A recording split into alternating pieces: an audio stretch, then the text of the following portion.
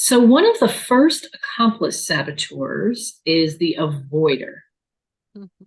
And a lot of people have an avoider saboteur. Kim, what was your experience with avoider?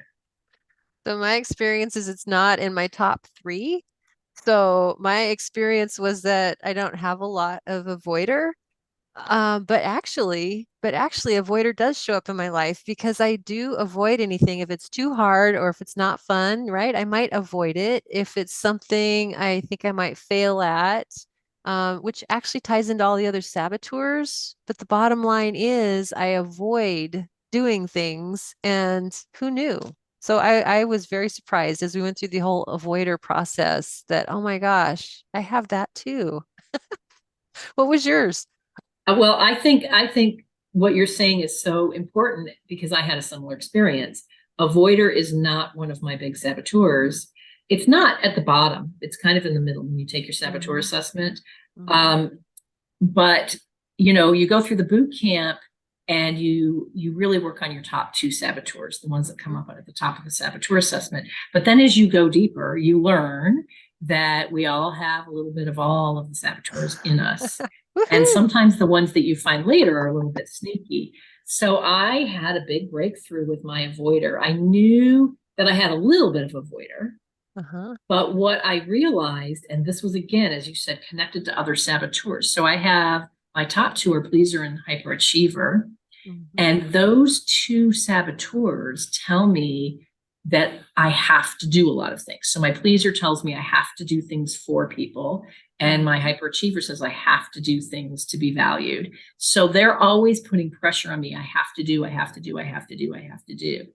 And so I would have a little rebel inside me that would just go, no, I'm not. And then I would just rebel and I would, you know, avoid big time. But I always thought the avoider was kind of quiet and passive. So what I was unprepared for when we did our deep avoider work was that my avoider was a very angry rebel. And just it was the part of me that said, too much pressure, I'm done. I'm not doing Hmm. anything more. I'm not touching anything this whole weekend. I'm not lifting a finger. I'm not, it was just like that kind of really in your face. I'm not doing it.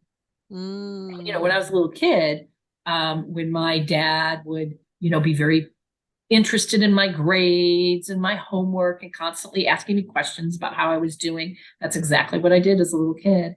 I went, all right, you're just asking me too much questions. You know what? I'm not going to do them. Once I literally failed a class to get my dad get back. I love hearing this. What's Oh, coming up is like, oh my gosh, because it sounds defiant. There's a it's defiance in defiance. there? My avoider is defiant. Yeah. Yeah, I hear that. I hear that. And what comes to mind too is the rebel of not being told what to do. Don't tell me what to Yes. do.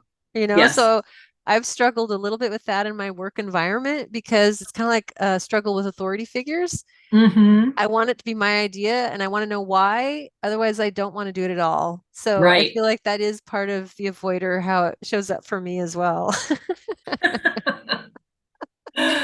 What about your clients?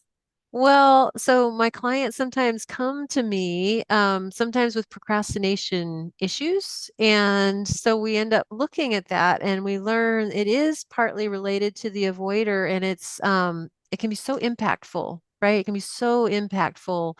The avoider tells so many lies, and it helps us procrastinate. It's too big, it's too hard, I can't do it. All these things that get in the way. I have to do this first and that first and this first before I can do it, whatever it is. And so for me, the gift with clients is, and in this program is learning how important it is to break things up into smaller and smaller chunks so that we can find what we sometimes call that path of ease and flow, right? That there Mm-hmm. can be an ease and flow. Because I think for me, I mean, what is avoider trying to protect us from? I don't know. I feel like avoider's there to help us. There's a reason. It's trying to help me, help my clients. So why do they need to avoid? Well, sometimes it's to protect them from it being too hard, right? From it being Mm-hmm. too hard and wearing them out and getting them hurt somehow. So how do we find the path of ease and flow together? So that's where we end up spending time in our coaching sessions. What would make it easier? What would make it feel more like it could flow? and getting rid of the obstacles that are in the way sometimes. That's sometimes where we spend some time together. Yeah, I think that's very interesting when you say, what is the avoider protecting you from? Mhm. Um, for me, because I have a very defiant avoider, and I didn't think that my rebel was my avoider, but my avoider protects me from being controlled by others. Mhm. I'm Mhm. being told what to do. So I have a high need for autonomy. And I Mhm. also don't like being pressured to do things by other people. And so that's where my avoider was coming in, fierce protection, Mhm. right? Mhm. But I think for everybody, it's different. And the most common pattern that I have in my clients Mhm. is they procrastinate, but they're judging themselves like crazy for Yes. procrastinating. Yes. Yes. Yes. And so the transformative thing that happens sounds very similar to what you were talking about, which is I don't judge them for the Mhm. procrastination. And sometimes they'll even go so far as to say, I'm hiring you as a coach because I need you to keep me accountable. It's And on I'm you. like, yeah, well, that's not going to happen because you're going to be accountable. We're going to be accountable together, but accountable, the way you say it makes you sound like I'm going to beat you up. And I'm not going to take that place for you, right? I'm not going to be someone to beat you up even harder when you don't Right. do what you're doing. So that's where we go to. If you're not doing something, there's a good reason for it. So I Mm. think they're just completely, wow, I'm not a bad person because I'm procrastinating.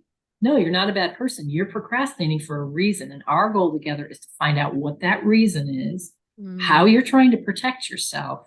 And Mm. then let's find a way to protect you from what you're trying to protect yourself from without hurting yourself with Mhm. the kind of procrastination that gets in the way of the things that you actually want to have happen. Right. Well, and I'm betting then, so one of the lovely ideas in the program is blameless discernment. So by Mm-hmm. hearing you say you get, you show up there to meet your clients there, you're not going to judge them. You're not going to be the judge, right? Instead, you bring in Mm-hmm. the empathy, the understanding, curiosity, all the sage powers, you bring it in and blameless discernment. We don't get to judge it. Instead, we look at, well, what's the one thing we get to celebrate? What was the one little progress point in it? Because there's always a little something in there, but we don't ever give ourselves credit for that because we're an avoider, right? So we don't Mm-hmm. give Mm-hmm. ourselves any credit because we didn't accomplish whatever. So learning how to celebrate the little things and what's the one thing we learned that now we're going to try differently. So that didn't work. Okay, let's try something else. What's the next thing? And I don't know, there's a hopefulness in it. It feels like there's There a is. hopefulness, whereas avoider and when people come with procrastination, they're so hopeless, I find. Yeah, because I think procrastination feels like it controls you. Mm-hmm. Mm-hmm. Um, and I know just from personal experience, which is why I feel like I can work with people who are Mm-hmm. procrastinating because mine was so weird, right? Mm-hmm. My avoider was protecting me from self-imposed pressure because my pleaser and my hyperachiever were inside me too. So I Yes. was putting pressure on myself, or I was judging myself, and I was making myself miserable. So basically, I was Mm-hmm. making everything on my to-do list draining and miserable. And my Wow. avoider was protecting me from being drained, from being miserable, Yep. and from not being happy, all these things. But once I was able to dig enough, I was able to say, how can I reorient myself so that I am protecting myself from being drained, from Mm-hmm. being miserable and being unhappy? And now literally I go through my day and let's say I have chores on my list. I literally say, how can I make this chore fun? So I don't really like scrubbing bathtubs. And so I still avoid that. And last weekend, that was the one chore in the whole house I didn't do. I actually cleaned my house last weekend, but I Sunday and I didn't really want to scrub the bathtub. But I like having a clean bathtub so I could take out the bubble baths and stuff. So I was like, okay, how can I make cleaning the bathtub fun? But that was a very conscious process. And those are the kinds of things that get me into motion. And Yeah. it's just fun. It's just, I'm not blaming myself for not wanting to clean the bathtub. Like you're Uh-huh. tired, cleaning the bathtub's kind of hard on your body. It's a big bathtub and it's not super fun, but let's see Wow. if there's a way we can make it fun. And when I have that kind of relationship with myself, there's no place for the avoider to be because the avoider doesn't need to protect me against anything. Ah, what I love hearing and all that is just I'm hearing so much empathy like such deep understanding and awareness of yourself, acceptance of yourself. And then I love that you made it fun. And I was thinking about my experience when we were going through the 6-month program. It was tax season, and I Hmm. hate taxes with every part of my being. I've made it into such a thing. And I feel like when my clients come, I can totally relate to that because we make things into such a big thing when we're Yes. avoiding them. They get so big. Like I can feel it Hmm. in my body right now how big they are when we avoid things. And Hmm. the other thing with avoiding is it's not like if I'm a hyperachiever, that looks wonderful to everybody in the world. They don't notice so easily my hyperachiever because they love it. I get things done. But if Hmm. my avoider part is up, often it's very visible to others. It can be visible. So there's a lot of shame and just such a yucky feeling around it. And I was thinking during our program for tax season, the group helped me challenge me just like a coach would, and so I had to make it fun. That was the deal. It had to become fun. And so I dressed up, I put a crazy outfit on, I took a picture and I sent it to remember that. people, put makeup on, and my day was carved out for tax day. And it was a whole event. It was like an event. So fun to play with our avoider because I feel like they are protecting us, but it doesn't have to be that way anymore. It can be fun. We can do things and get them done and no longer have the avoider need to be in charge of it all. I love that. So I guess one of the main things I'm hearing is that part of you that avoids and procrastinates. If we stop making that part of us an enemy, and we Hmm. really understand that somewhere behind it, there's an intention to protect us from something, Yep. right?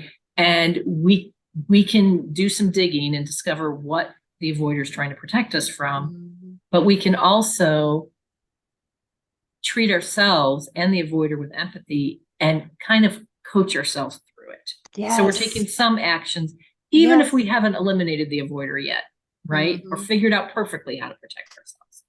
Well, and I love in the program, we've learned how to do the PQ reps, right, to Mm-hmm. self-command. So we notice that avoider energy coming in, this thing that's this big all of a sudden is this big, right? And we Mm-hmm. can't get it done because it's this big, even though it's really this big, right? So we're Mm-hmm. interrupting the judgments and we do the PQ reps. And I love the idea that sometimes, we charge ourselves up. We charge ourselves up and get into that positive space and go look at the list and find the smallest, littlest thing we can do next and we grab it and there's no judgment in it, right? So we start to get that sense of accomplishment and there's a movement there versus avoider feels so stuck. It's so stuck in inaction and how to get just the littlest action going by pumping ourselves up and taking that next step. Yeah, I love how you almost outlined that as a step-by-step process for when avoider hits, because I Mm-hmm. think it's the perfect process. And Shirzad does talk about it on one of his avoider Mm-hmm. lessons, Mm-hmm. which is, um, you do the PQ reps first, Mm-hmm. right? And that gets you in your body. And the great thing about doing PQ reps is if you don't want to do something, and then you can say, all right, I'm going to go outside and bask in the sun and do some PQ reps. That sort of just flows right in with what you were going to do anyway, right? You were going to avoid the activity. But then you do the PQ reps. So you're settling yourself down and Yes. then you make a list and, or you may already have a list, but then you Yes. just have a conversation. What is the smallest baby step that I am willing to do right now? The Yes. smallest baby step. And every baby step gives you a hit of dopamine because you can check it Yes. off. And that begins the momentum. And the Mm-hmm. energy gets up. The energy goes up with that hit of dopamine, and it tells your brain that you want to do more. So you're actually setting yourself up for success. That's a perfect avoider formula. Oh, and then adding that next step where you say the dopamine hit, it's like, and then celebrating, right? And And then and celebrating it. practicing because clients often are so judgmental of, I can't get it done. I'm not getting anything done. That even if they do this little bit, they won't give themselves credit because it's only this much and I got all this to do. And it's like, no, no, no. We celebrate. We celebrate the littlest things. We get another dopamine hit out of it. It's wonderful. We learn how to Yeah. celebrate ourselves. And they have to learn about the purpose of it because I've actually had clients argue with me like, you picked up a pencil though. That's good. Yeah, but I should have picked up 6 pencils or I should have at least written the first 3 paragraphs. And I'm like, okay, well, let's talk about how dopamine works. I felt the You pick go up the flat as pencil, you you said go, that. yay. And that makes you want to do the next step. You pick up Hmm. the pencil, you go, this sucks. I've got so much more to do. That makes you want to put the pencil back down. Yes. And it's so, as you're saying that, it's the embodiment piece. Mhm. Because as you were saying that, I felt the woohoo and then the go flat of Yeah, because it was only, it wasn't three paragraphs, it was only one. The right. oh, right. Yes. And so having clients experience that, like literally pause and go, how are you feeling right now? Okay. And then we start to go there. Okay, how are you feeling now? How are you feeling right now? It's that Mhm. embodiment piece again of noticing the impacts of the avoider and the judge and all of it working together, the energetic impacts. Yeah, and I love how you keep bringing it back to notice what's going on in your body, because Mm. that has also been a big lesson for me in this program.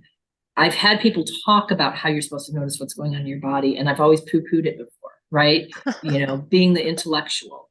But, you know, but now I'm understanding that ignoring my body and what's going on in my body is just depriving me of so much really important information. Yes. And it's sensory information, and it may not be information that I'm used to working with, but the more I practice with it, the more I really understand what it's like to be centered and to be happy, and it Mm, helps me mentally. mm. What comes up as you're saying that it's the mind, right? It's our heart, Mm-hmm. it's our gut. It's like Mm-hmm. getting all online, all of it online versus I feel like I used to live in my head so much. There was so much chatter going on. My poor heart was shriveled up and I didn't listen to my gut, right? Mm-hmm. And what you just talked about is like, yeah, no, it's like doing that check-in, doing a check-in. The PQ reps help me check in all the way down through all systems versus just my Mm-hmm. head running the show. Love that. So last thoughts on the avoider. The avoider makes things so big and they're really this big. All of it is really just this big. There is an ease and flow to our lives once we can get that avoider out of the way. I love it. And I'll just add that your avoider is trying to protect you. Maybe not doing it very effectively. Procrastination isn't usually a very helpful tool, but it's doing the best it can. And what we're going to do with positive intelligence is get you into sage mode and get you activating, Woohoo! which we'll talk about again soon.